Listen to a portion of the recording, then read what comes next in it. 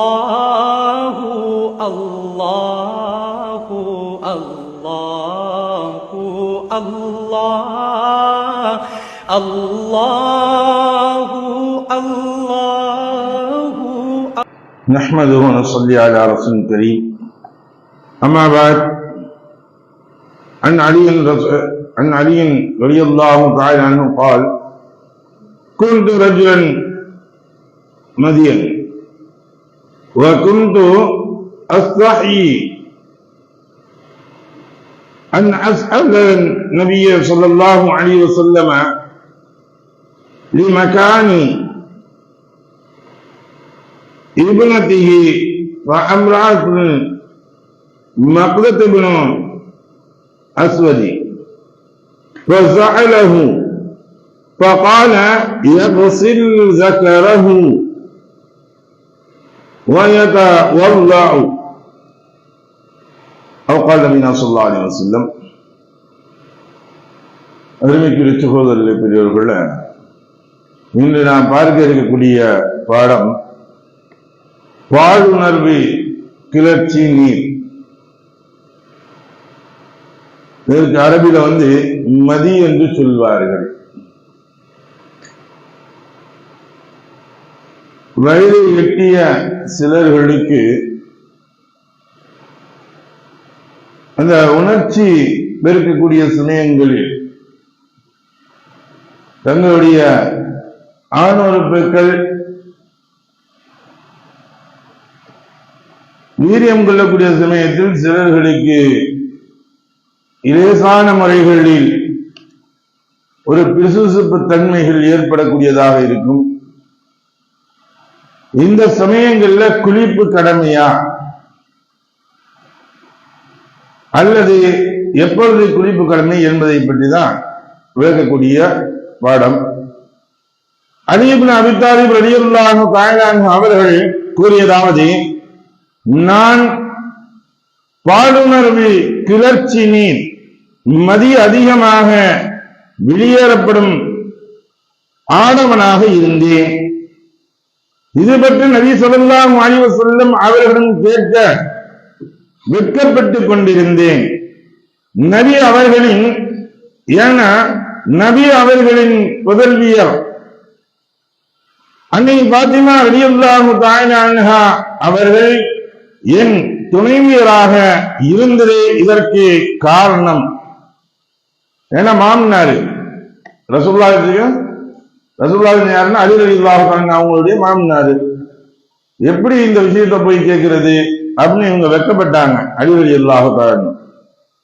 எனவே நான் மிக்தாத் இப்னு அல் அஸ்வத் ரலியல்லாஹு தஆலா அன்ஹு அவரிடம் இது குறித்து நபி ஸல்லல்லாஹு அலைஹி வஸல்லம் அவரிடம் கேட்குமாறு கூறினேன். அவர் நபி ஸல்லல்லாஹு அலைஹி வஸல்லம் அவரிடம் கேட்டார். அதற்கு நபி ஸல்லல்லாஹு அலைஹி வஸல்லம் அவர்கள்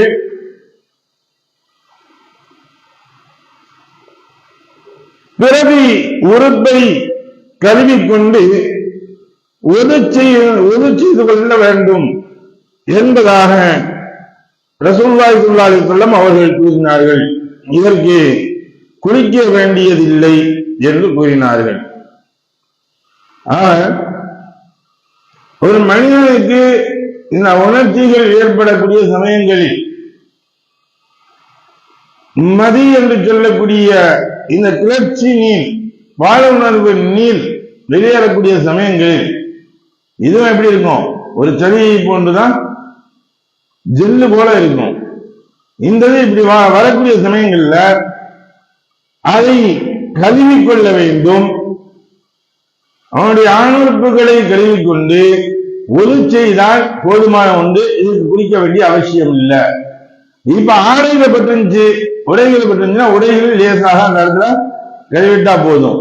அப்ப இது நஜீஸ் இல்லை, இது நஜீஸ் இல்லை அப்படிங்கிறத விளக்கக்கூடியது.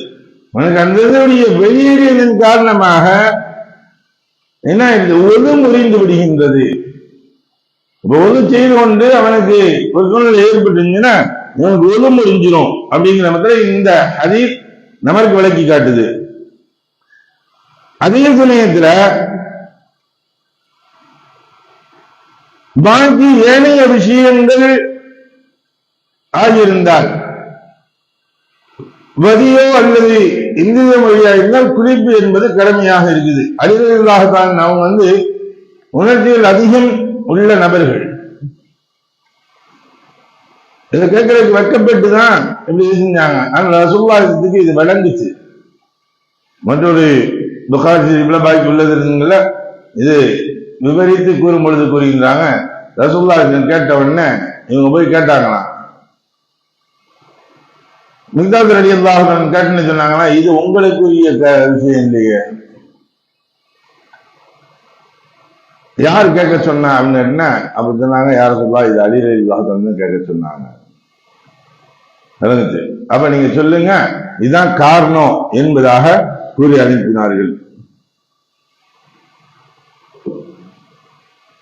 தூக்கத்தில் இருந்து எழக்கூடிய சமயங்களிலும் நாம் என்ன செய்யணும்?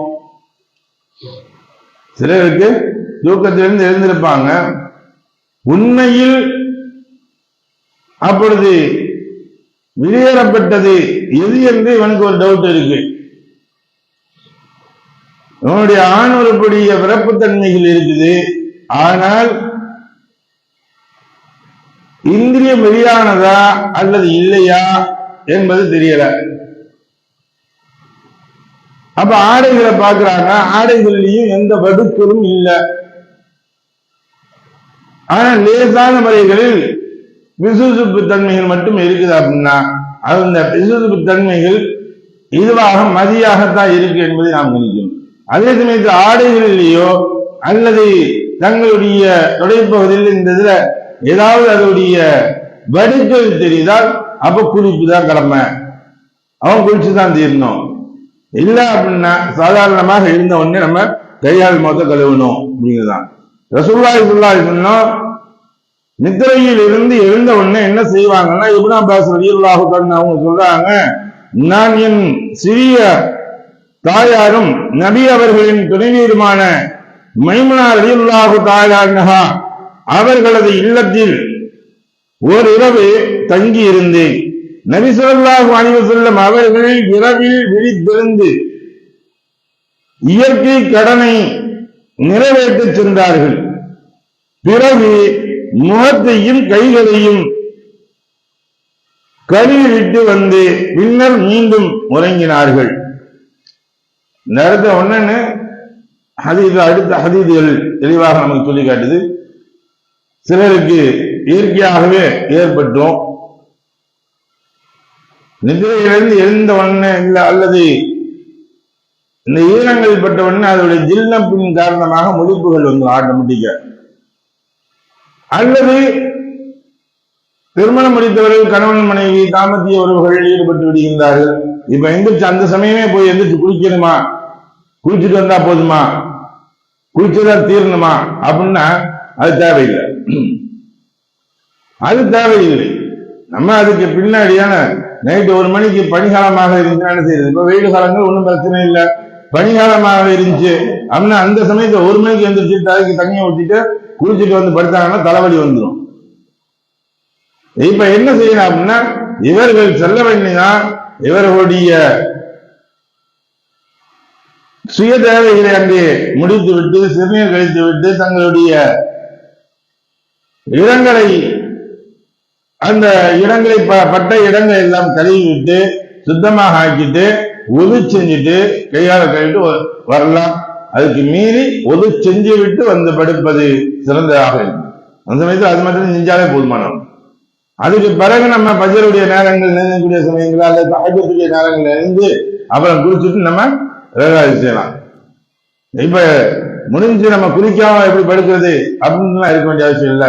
அப்ப நம்ம ஒது செஞ்சுட்டு சுத்தமாக ஆகிட்டு ஒது செஞ்சுட்டு படுத்தால் போதுமான ஒண்ணு, அதனால குற்றம் இல்லை என்பதுதான் இந்த ஹதீஸ்கள் நமக்கு விளக்கி காட்டுகின்றது. எதை படித்தோமோ எதை கேட்டோமோ அதன் பிரகாரம் அமல் செய்யக்கூடிய நன்பாக்கியத்தை வல்லவல்லாஹ் அனைவருக்கும் தந்தால் இதுவானாக. வாஹிர் தாவானா அல்ஹம்துலில்லாஹி ரப்பில் ஆலமீன். சுப்ஹானல்லாஹி வபிஹம்திஹி சுப்ஹானக்கல்லாஹும்ம வபிஹம்திக வநஷ்ஹது அன் லா இலாஹ இல்லா அன்த வனஸ்தக்ஃபிருக வநதூபு இலைக். ஆமீன். சுப்ஹான ரப்பிக ரப்பில் இஸ்ஸத்தி அம்மா யசிஃபூன் வஸ்ஸலாமுன் அலல் முர்ஸலீன் வல்ஹம்துலில்லாஹி ரப்பில் ஆலமீன். ஸல்லல்லாஹு அலா முஹம்மதின் ஸல்லல்லாஹு அலைஹி வஸல்லம் ஸல்லல்லாஹு அலா முஹம்மதின் ஸல்லல்லாஹு அலைஹி வஸல்லம் ஸல்லல்லாஹு அலா முஹம்மதின் யா ரப்பி ஸல்லி அலைஹி வஸல்லம்.